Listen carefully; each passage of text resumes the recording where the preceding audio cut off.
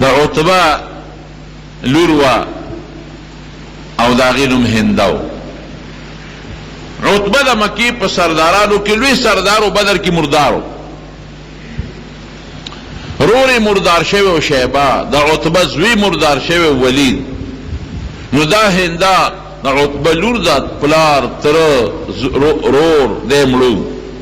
دام ډېره پیش وه، بادره ښځه وه. او د موجوده چې کوم د مکې سردار و حضرت ابو سفیان د هغه ښه بیبي وه.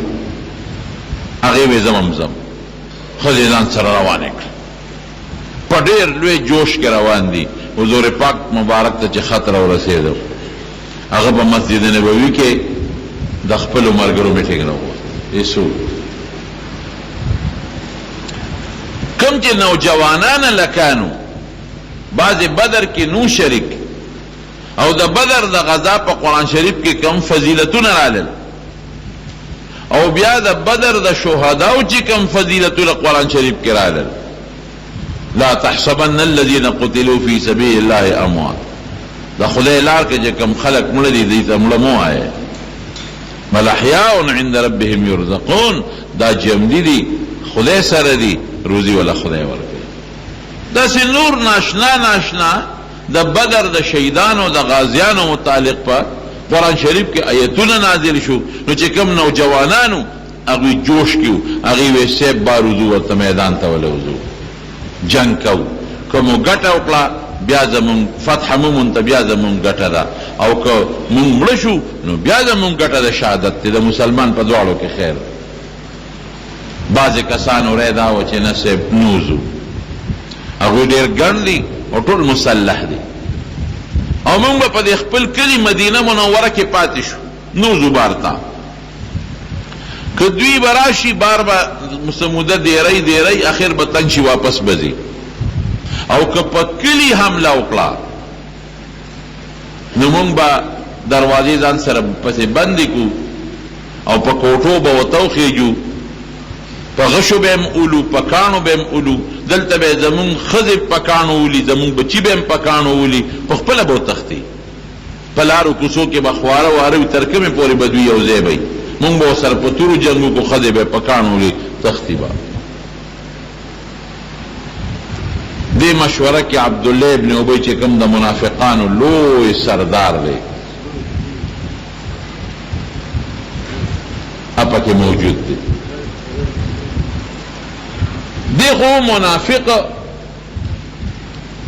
ظاهر کې ځان مسلمان ښکاره کړی و، منافق دیم په مشوره کې موجود دی. هم وایي چې صاحب زمونږ یو زوړ عادت دی چې په مونږ مدینه چا معامله کړې ده او مونږ بار اوتیو نو مونږ ماته مونته ده، او که په کلي څوک راغلی دی نو مونږ ګټه کړې ده، نو نوزو. څوک وایي اوزو، څوک وایي نوزو. مدینه منوره کې دا میټینګ دی مسجد نبوي کې. حضور پاک مبارک پاسېده، روغږی ونه کور ته ننوت. چې ننوت صحابه وایي مونږ غلطي وکړه. پکار دا و چې مونږ نبي علیه السلام ته خپله خبره سپارلې وه چې صاحب ستا چې څه خوښه یې هغسې کوه. نو مونږ خپل منځ کې څوک وایي زه څوک وایي نه ده، او نبي علیه السلام مړو پرې نه ښود چې هغه خپله رای ښکاره کړي. دې کې حضور پاک زغرې چولې وي دوه، او راووته. وی صاحب مونږ معافي غواړو،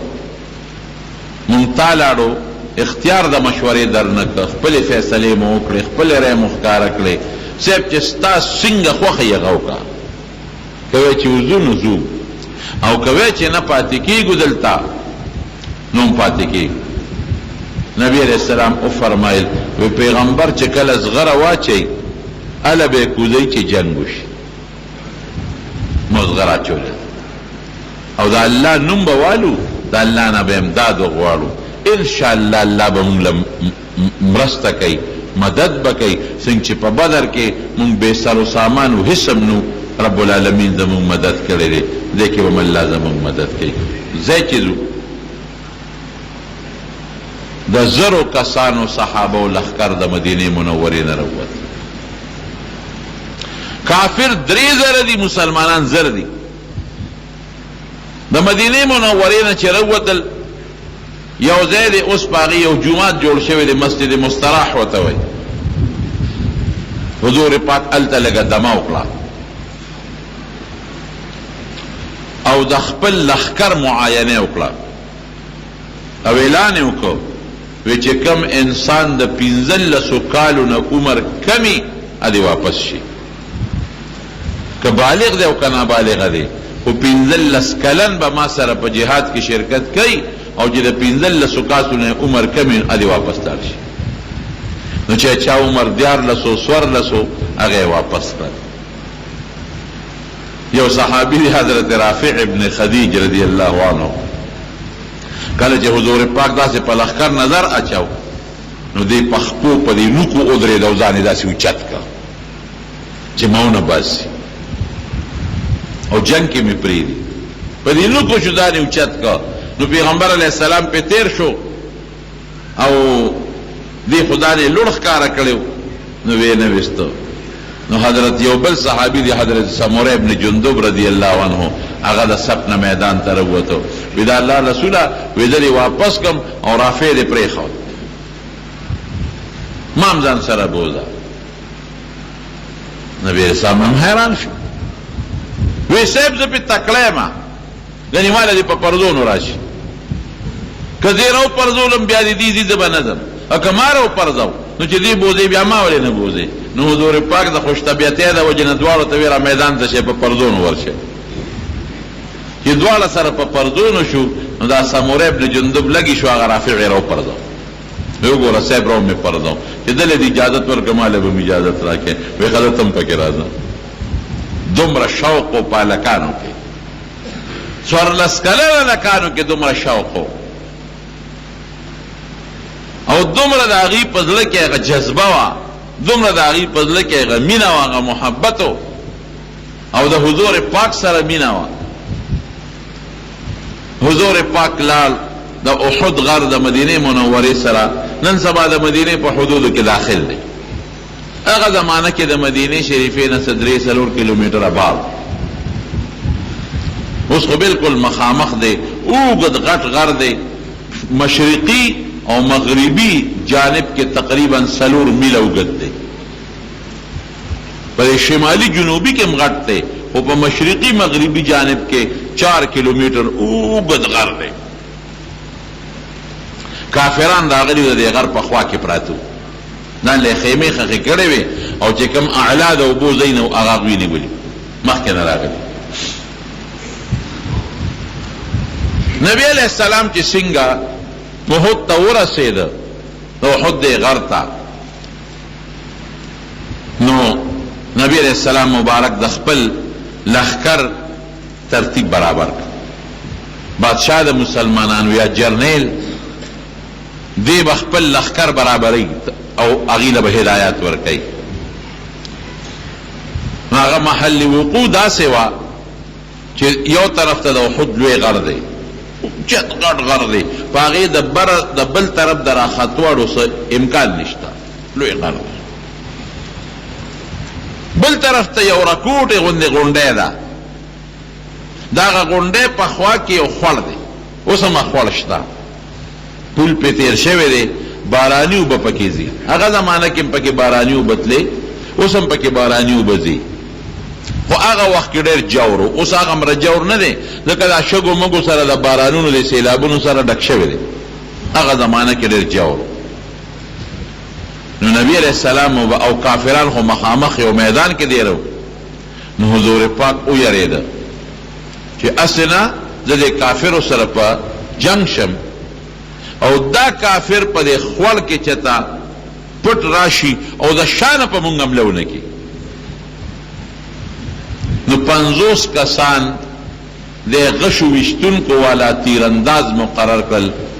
مشر والا عبدالله ابن جبیر رضی الله عنه کو او هغې په هغه وړه غونډۍ باندې کینول دې دپاره چې ستاسو د دې غونډۍ په دې ویښ کې چې دا کم خوړ دی تاسو به مهرباني کوئ د دې خوړ څوکۍ به کوئ چې اسنه په دې خوړ کې پټ چې د کافر راشي د شانه په مونږ حمله ونه کړي نو تاسو او د کافرو سکیم هم دا و هغې داسې ځای نیولی و چې مسلمانان په داسې علاقه مونږ سره په جنگ شي نو مونږ به یو رساله تیاره کړې وه د اسونو لښکر او خالد ابن ولید هغه زمانہ کې لا کافرو هغه ولا مشر کړو ورته وی چې تبه دا مهرباني کوي چې په دې خپل کې با په اسونو باندې خپل لخر بوزه مسلمان ممون سره په جنگي نو شان بروخي جنو په مسلمانانو باندې نبی علیہ السلام په هغه غونډه 50 کسان غشو وشتونکو والا مقرر کړ عبدالله ابن جبیر ولا مشر کو وی ته بر دې دفاع کې چې پر خپل کې تا نه سوکړه نشي امون جنگي ګو مخ په مخ د شان سوکم لونه کې ډیر ښه جنگ شروع شو الته کافرانو خذو خپل خاوندانو ته خپل رونو ته او خپل پلارانو ته مرسي وي او چې کوم مړي په بدر کې شوی هغه ورته را یاد کړل او جلاګانې وکړې خو جلل او خو ګډې شوی ورته شرابونه مسکل او ډېر جوش کې دي قرآن شریف کې الله تعالی فرمایي الم تر الى الذين خرجوا من ديارهم وهم الوف دا کوم ځای کې راځي بطرا ورئاء الناس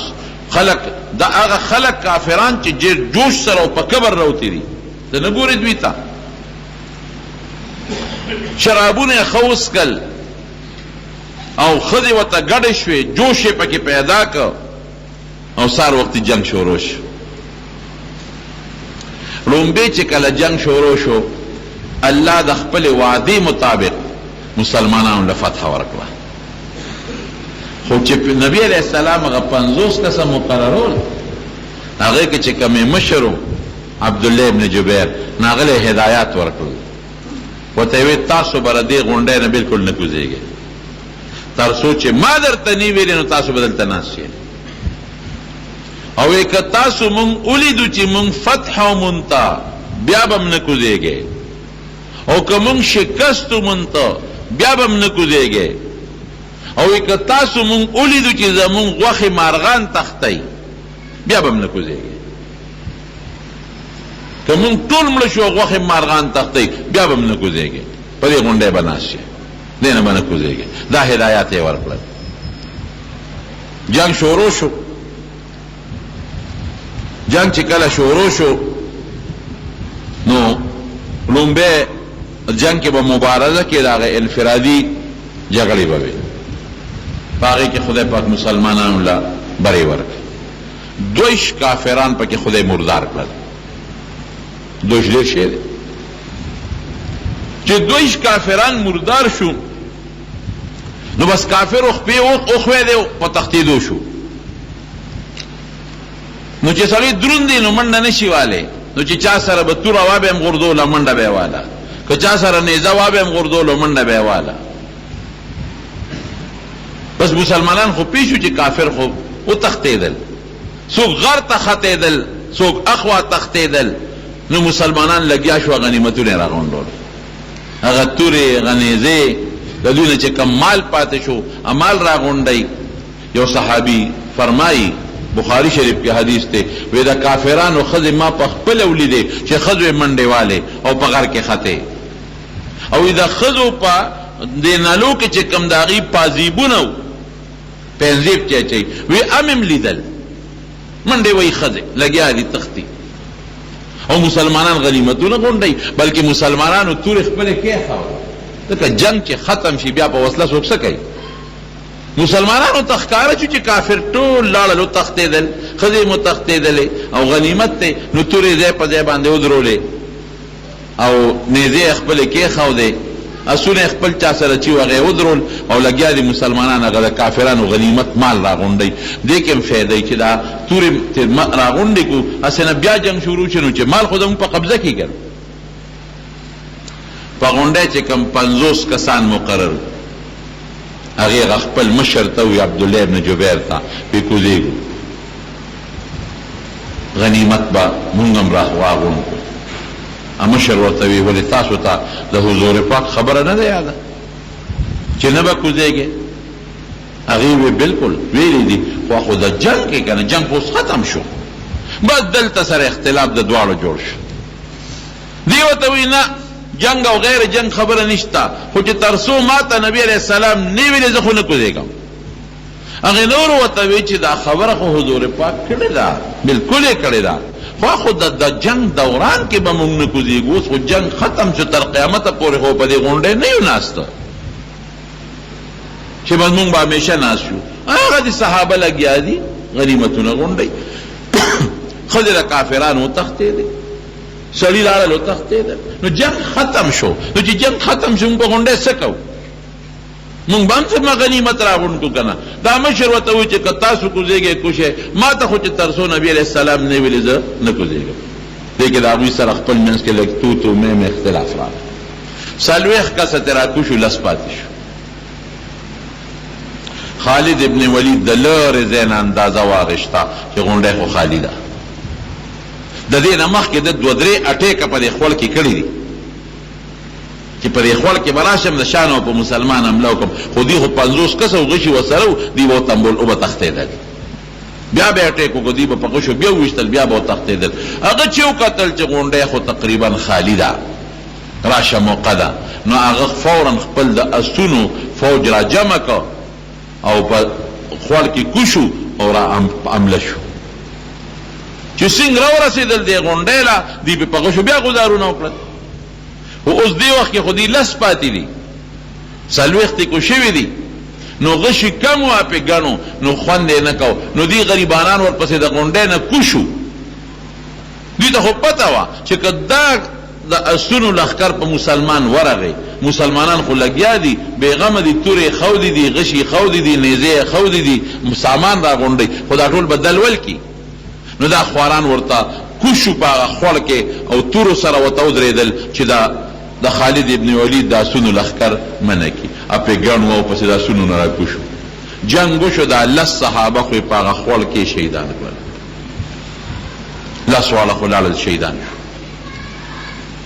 چې دا 10 واړه شهیدان شو، نو میدان ورته خالي و، د شا نه رالل او په اسونو سواره. دا په جنگ کې د دې پیاده فوج په نسبت ډېر بیا تکړی، هستې ورسره، نیزه ورسره، توره ده، دې خو ځان بچ کوي، تختی اس غلولی شي، بل وجلی شي. مسلمانان لګیا دي، هغې خو غریبانان وایي چې زمونږ د شا نه په غونډۍ 50 کسان دي، زمونږ دفاع کېږي. هغې څه خبر دی چې 40 کو شوي دي او 10 شهیدان شو. هغې خو بېغمه دي چې غونډۍ باندې زمونږ ملګري، زمونږ دفاع شته، د شا نه اسم نشته، تورې خودې دي او غنیمتونه غونډئ. دې وخت کې په د خالد ابن ولید د دې کافرو د اسونو دا فوج ورغې او شروع یې پې وکړه. صحابه چې ګوري بس شهیدان کېږي، یوم شهید کېږي، بلم خدای دا سو شو. دومره هیبت په صحابه راغی چې په یو بل یې ګزارونه شروع کړل. کافرانو پکې اوازونه شروع کړل، دا شیطانانو پکې چغې ووالې. او داسې مو شو چې عبدالله ابن قمیه یو کافرو راغی په نبی علیہ السلام باندې او په حضور پاک باندې غزار وکړ او د تورې داسې مضبوط غزار یې پې وکړ او نبی علیہ السلام له یو پیغور هم ورکړ، وی خذها عني وانا ابن قمیه، وی واخله په دا توره دا غزار، وی زه د قمیه زوی یم.